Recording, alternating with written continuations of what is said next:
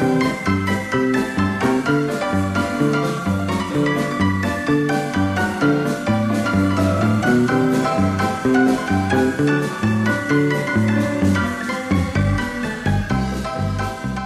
Mark Webster, this is Mark Baxter. Ahoy. We're on a bench, it's an idyll. You're probably wondering why Clobbered is out in this kind of space. It's because of him. Who is welcome. Mr. Robert Elms, of course, is a gentleman of this parish. He's a broadcaster, he's a writer, he's an author of many books, which we're going to talk about in a moment's time.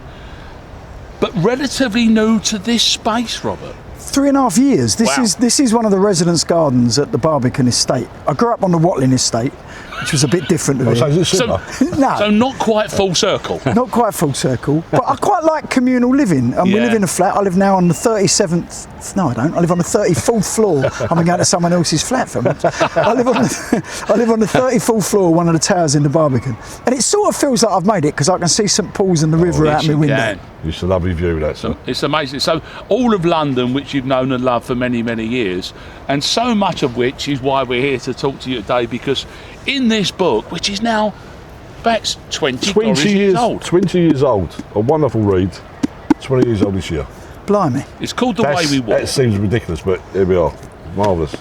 Yes. When you started out on that project, Life in Threads, that describes it perfectly. Yes. 20 years ago, was it something you had to get out of your system? To be honest, it was because I was really annoyed by Hornby. Because he'd written finally Fever Pitch. The truth is out. He'd written Fever Pitch, which was the book that, as a lifelong football fan, been going to Rangers since I was 6. I was always thinking, no one's written a great book about being a football fan, and then he did, and it really annoyed me. So I thought, well, what else do I know about? What else have I done all my life that has really mattered to me that no one's written a book about? And I thought, well, Clobber, Schmutter, Garms, all the stuff. To be honest, I grew up loving football and clothes and music, and all three were sort of intertwined. Holy Trinity, sir. We talk about this all the time, is the fact that I don't know if I extrapolate one from the other. You're right, it's one DNA almost in the end. Yeah. Can you recall in your head when you think that something you put on was significant, it mattered? Oh yeah. I've got 2 elder brothers, Barry and Reggie, and they were a bit tasty in the parlance of the time. They were well dressed, they were good look. Well, Reggie in particular was very good looking. Sorry, Barry. Stand by fake praise. And they were really into their gear. Barry had been a mod. He was just about old enough to have been a mod. Reggie's a bit younger, was a skinhead first time around 69 with all the gear. I mean, he had a Crombie, he had a full length sheepskin, he had all the stuff. So from about the age of 7 or 8, I wanted that. Yeah. And I can remember going to buy. We went to Shepherd's Bush Market, and I bought a Scar single by Laura Laitkin called Mr. Popcorn. And my mum got me a Ben Sherman in the same week. Wow. It must have been my birthday.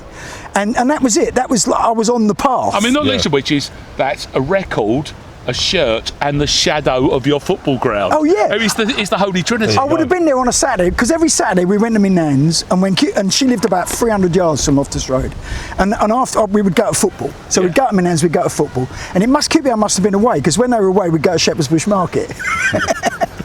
I read again this last couple of weeks just to freshen up on it. The amount of detail in there is remarkable, especially the early years.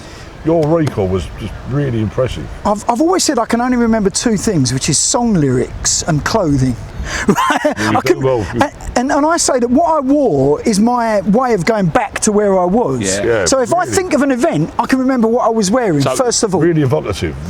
And yes, but to be honest, if you were into all that gear from sort of skinhead on, original skinhead on, I don't mean the 1980 horrible replica thing. From original skinhead on, it was always about details. It was about the hanky in the pocket of your suit. It was about the colour of your socks. It was about the absolute details, and it was about the things that you couldn't afford and you couldn't get. I never got a proper Crombie till I was 32, but I wanted one for 26 years. The thing about it, we're kids of the 70s. Yeah. And I know, obviously through listening to your radio shows, is that the Bowie part of your life is massive. I was a Bowie kid at the time. That's the kind of theory it all goes. The clothes of the 70s, we wore them. Do you remember them fondly? Oh yeah. You see, I've got this thing in life that everyone talks about skinhead and suede, and then everyone talks about soul boy and punk. Yeah. But there's sort of 18 missing months. That's what I mean. They're the ones I was targeting. That's the one. And I actually think it's one of the best periods of all time. It's budgie. Yeah. It's the faces in those early incarnations. It's not platforms, it's stack heels. Yes. It's channel seam trousers. It's Rupert trousers. It's just, there was an amazing moment. I got in a cab one time after I'd written the book, and a cab driver had read the book, and we started talking, and he said, you're right. He said, there's that period about 1971. He said, when everyone who was a skinhead suddenly has got long hair and all of this. And he said, it came out this amazing line. He said, I lived in Mile End, he said, and in 1971 you could hear the hair growing. Tens of thousands of men. Because suddenly it was Oxford bags. Yeah. It all got bright and big spoonbill lapels. It did. It got big. That's the weird part. My problem is the retrospective take on it, and again, because you're clever, because you put yourself back in that body, is what annoys me about that is it's the fancy dress now of the 70s. Yeah. So if you're saying, it's the theme party, we go in the 70s, it's clownish. The idea that everyone was bouncing around on a moon hopper wearing purple is just rubbish, right? But that whole Speak for yourself. but have a look at Budgie. Have a look at how well dressed he is. A good feather cut. I mean, I'm too old for a feather cut, but I am going for the old sort of coachise on a council estate look. So I actually think that period of sort of is 72, 73. And there's some horrible stuff. I was about to say, you got it wrong. You got it really badly wrong. Yeah, you could end up dressed in Baco foil. Yeah, you couldn't get the budgie's club or the look right. There's some horror stories there. But I remember buying my first budgie jacket. We went to Wembley Market on a Sunday, and my one was maroon and navy. Yes. Right? And it's suede maroon and navy. And I wore it to school on the Monday morning, which was against all the school uniform rules. Yes. Thinking I am going to be the absolute dogs, right? There must have been 40% of the playground had the same jacket. I think here lies the rub of us three having this conversation, is that what we weren't doing is buying at the cutting edge. No, of exactly. Fashion. This is working market. class shopping. Yeah, and a lot of that was arcades. market versions. Exactly, it was. But I think there was a relatively short gap between Mr. Freedom and Shepherd's Bush Market. Good point. To be honest, I mean, it might have been a couple of months, but I don't think it was much more than that. Yeah. Particularly, I got obsessed in that period of time. For example, when trench coats first became a big thing. Yes. I wanted a trench coat, and my family were all West London, but someone told me that there was this shop in Bethnal Green that did the best trench coats. So I got like 8 buses to go and get it. Now I could have got exactly the same coat in Shepherd's Bush Market. I can picture your little face at all of those buses. And the excitement. No member of my family had ever been east of like the city of London. It just hadn't. We'd never been over there. I will therefore now go horror stories. I'll ask for your one as well. It's because I did the same thing, and there's a shop called Stone Dry, which was actually apparently quite stuff of legend. Dry spelt with an I. To which I was telling someone about this. She said, "Wouldn't that be Stone Dree?" So I suppose it actually would now you said it. But I went in for a trench coat and came out with a denim version with a woolly collar. Oh yeah. See, that's what I'm saying. You get it wrong. Thinking really I got it so wrong. right. I went to school. I put it on when I left the house. By the time I got to school, it was folded up like a sack under my arm because I just could not take the shame of wearing that. Well, my worst of those was, remember tank tops? Absolutely. With the big, the scoop neck and the big low armholes and all of that. And they were always stripy. Yes. Right? Yeah, now, I told my mum, went on about, my poor mother had to put up with so much grief. So she said, I'll knit you one, son. Simple solution to a tough problem. Exactly. She got all excited. She wasn't a bad knitter. She got all excited. She got loaded. She sort of wouldn't let me see her doing it. So and she presented me with this thing, and it was in the colours of a wasp, right? So it was like yellow and black, right? Nice. And then I put it on, and it just sagged in every direction. No. Gravity took over. I looked like a wasp who'd lost loads of weight. But I sort of wore it thinking, maybe it's all right. You convince yourself something's all right. And I went out, and used to go out on a Saturday. We did what we called doing the rounds, which is where you sort of went all around the local estate. and all the boys just roaring with laughter. If I get round in state. I think it ended up in a bin at the end of that day. I mean, My one was, my mum used to work in CNA's in Peckham, and she said, we had a wedding coming up. I must be around 75, something like that. Yeah. Come and pick yourself a suit, I'll get a discount. And I've seen the photo, which I've now ripped up. It's a sort of beigey brown, horrible suit with great big platforms and barnets, shocker. That's what I'm saying about getting it wrong. I never read a lot of I like the mod thing, even like my uncles, I grew up with them and I got that. But in the 70s, I lost my way in the 70s, early 70s. it was easy to do. I lost my way. And when I look at that photograph, you can see how bad Because we're the wrong age to make really sensible, bright, erudite decisions, aren't we? Absolutely. We think we're on top But of I thought I was all over it. I thought I'm all over it. It should be a look at the nuts. I mean, the other one was, what were them shoes that I always think of as duck-billed platypus shoes? Toppers. Like, I had a pair of them with a red star on the front. They made you look like a clown, just had enormous feet. I've never That's very, very budgy, clown shoes. Because that top of toe has always been fun for me. And in that kind of weird, as you say, two-tone mottled leather thing. But shoes were always really important. So, from the ground up. Yeah, and so they would come in waves. You'd get like the Salacio box top loafer. Now, I don't even know if Salacio is how you pronounce it. That's how we said it on Very ours. nearly rude. And then there was, obviously there'd always been loafers, but then you'd get fringe loafers, tassel loafers, fringe and buckle. And then there was one with a fringe buckle and a tassel. It looked like you had sort of building work on your feet. Under construction. Give it 2 weeks, they'll look normal. Anything that could go over the top in that period in the 70s went over the top. Massively, yeah. I always had it as well, is you're 15, 16, but you think you're 18, 19. So you've had it with your brothers, you'll have had peers as well. Yeah. They've got their own money. Yeah. They've got a 3 years experience on you. They're getting it right, and you're continually aspiring. Yeah, loads of. So I'm saying, for me, it's all mistakes. We finally got. I needed something to pin it all on. When I had no real look to go after, I got so much wrong. Really, I was just because we was obviously no money either. So you're looking at markets and the arcades, and what it was in for that particular week or couple of weeks. You give it At least it was kind of cheap enough that it was relatively disposable. No expensive mistakes, real cheap mistakes. Exactly, yeah. I mean, moving on a little bit to about just sort of 75. So suddenly you're a soul boy, right? And you're queuing. I'm queuing. Our local club was called the Bandwagon in Kingsbury on a Friday night, and it was brilliant music. It was all Fatback Band and all of that stuff, war and jazz funk, and it was one of those places where 3 times out of 4 you could get in. But then the next week he'd say, no, you ain't 18, you ain't. So you'd always trying to look older than you were. Yeah. And so I remember buying like a white tuxedo.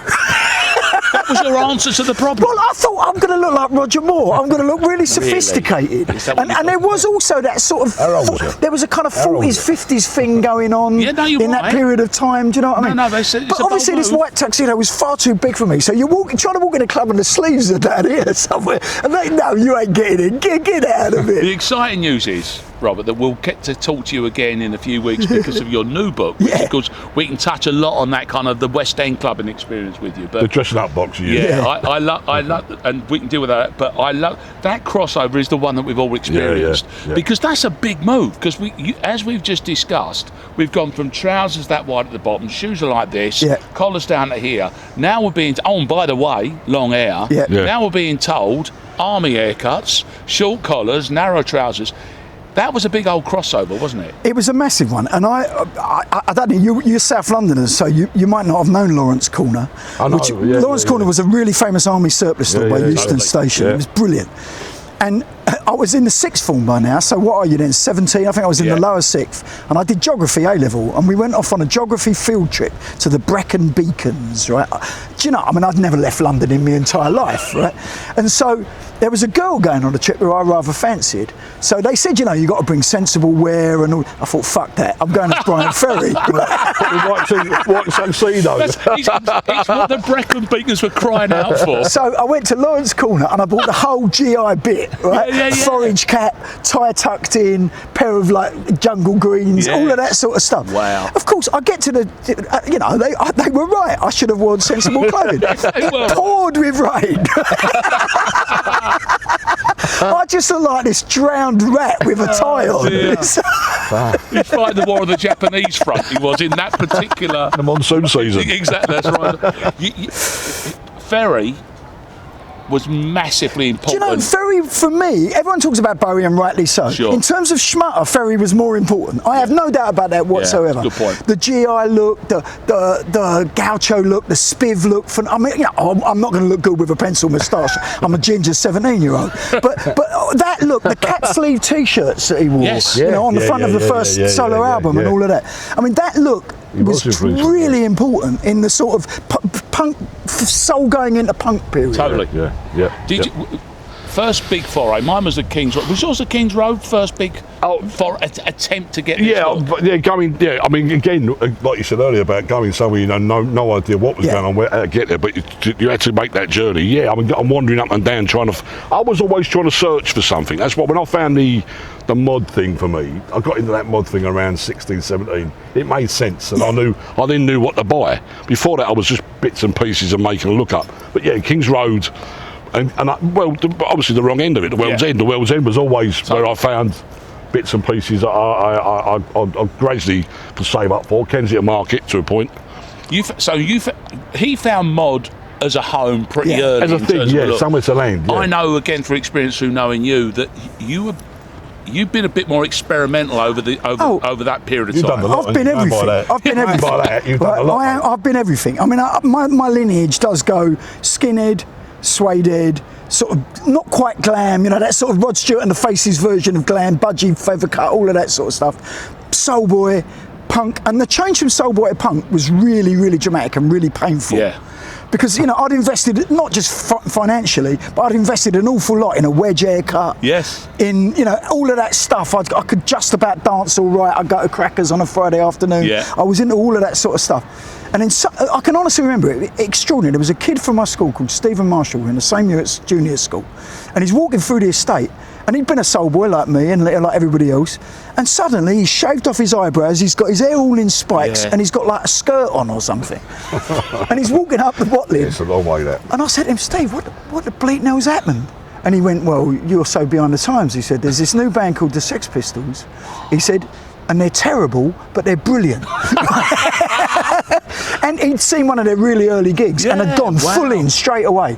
And I have to say, for about 3 months, I couldn't sleep at night. No. I thought, what do I do? He cut you to the quick. Do I go there? Yeah. And then you start to see other people in this. You're always going to go there, weren't you? I was going to get there in the end. But I was scared. I was genuinely scared. Yeah, because it's not. This is the thing, for those who don't get it, it's not just some clothes. This is so much more than this meant I was going to jettison friends. I was going to hide my record collection. Do you know what I mean? It was like, there's no more Marvin Gaye. I'm sorry, mate, that's it. And I went, first of all, I went to Acme Attractions, which was sort of a halfway house. Yes. And I bought a mohair jumper from Don Letts. And then I went to Seditioners or Sex or whatever it was called at that point in time. And there was a phone box next door. I'm 17, right? There's a phone box next door, and I stood in that phone box for about 3/4 of an hour, plucking up the courage to actually go in the shop. Make it right there. And I went in, and I can't remember what I bought. I bought a T-shirt, and they were like 30 quid. That was like a year's earnings. So you got to not look like the colours draining out of you as best you can. Hands are shaking. And and you're going to take it home, and your mum's going to say, "You ain't wearing that in my house." It's got a naked cowboy on it. Or something. It's because my nan knitted me for one Christmas in that weird crossover period a mohair jumper, which again the V basically finished like just there by the navel, and it was a really good idea. But and she going, of course I can, because I know how to knit mohair jumpers because I've been knitting them for myself. I'm an old woman for the last 60 years. So there was that whole strange turnover period. When we join you again in a few weeks' time, we'll get into the kind of that clubbing part of it. But for now, 20 years on, thinking about that book, is there stuff in there that your mind has changed about? And clearly there's going to be things you probably want to add. I don't know if there's stuff that my mind has changed about, but I think what one of the lines I can remember from the book is I say that mod is the only youth culture uniform that doesn't look ridiculous in retrospect. Just a really good point. And it's the only one It's that held old its own. blokes can still wear. Just about hang on, So yeah, you know, yeah. so what have I got on now? I've got Yeah. a nice Yeah, pair of yeah, loafers. I've yeah. got red socks. I've got a pair Polo of shirt. chinos, a polo Yeah. shirt. Yeah. And so in the end, you come end up back. where you started. Yeah, yeah. So true. It Well, is my true. brother would have been wearing some version of Yeah, this yeah. in Yeah. 1968. And I'm wearing it now, and I think mod is the one. I think the other thing is, the story I told in that book has gone. Right. I think it was a 20th century story. I thought that when I was reading it. I actually. My kids, So much has my son happened, is yeah. really into clobber, but not Yeah. like that. No. It doesn't No, define himself by it. It no, doesn't. No, I really thought that when I read that. It's so- every year you're moving on pretty Yeah, much. Every exactly. 18 months. Yeah. I can't see it. And also, I Can't think see it another anymore. reason it's gone is my family were, my uncles were teddy boys in 1956. My other cousins and uncles were mods in 67, 68.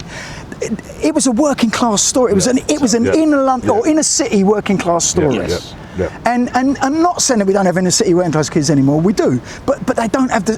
All we had was what we stood up in. Yeah. It's so Yeah. important. It was so important, and therefore it developed a kind of an obsessiveness about it. Agreed. And I was an obsessive. I say in my new book, I say I was on the far end of the sartorial spectrum because I was. There's no doubt. I was like a form of OCD. Yeah. I mean, it mattered far too much. Yeah, yeah. Well, the good news is, join us again with Mr. Robert Elms in his enormous garden, when he'll talk about his forthcoming book, which is coming out in September. We'll be coming about that story then.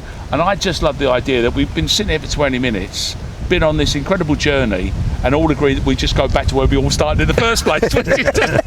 But you've got to go on the journey, though, haven't Yeah, you? you've got to find out, haven't you? Yeah. You've got to go and start it and find out. Yeah, yeah. Also, I don't keep clothes. I wish I had, because I had loads of Vivienne West would be worth a fortune. But in some ways, what you've wore charts your tale. Yes. It's my life story. My life story is told out in trousers. I mean, it's. My Life in Trousers. It's basically the book he hasn't written yet. But, But that's kind of what that is in all That's honesty. coming anyway, exactly, that's right. Well, of course, I'm Mark, he's Mark. That's Robert Elms. More from him another day, but thank you so much for now. We are Clobbered. You can, of course, follow us on all the different social media you need Yep. to. It don't cost you nothing. It's all for free.